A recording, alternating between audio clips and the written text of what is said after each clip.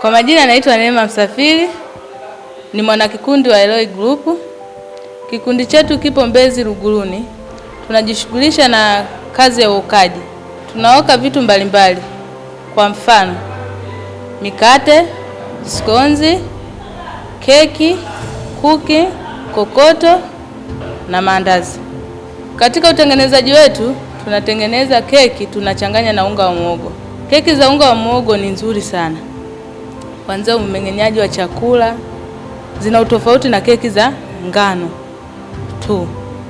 Katika utengenezaji wetu tunatengeneza 60% unga wa ngano, 40% unga wa muhogo, na sokoni ziko vizuri.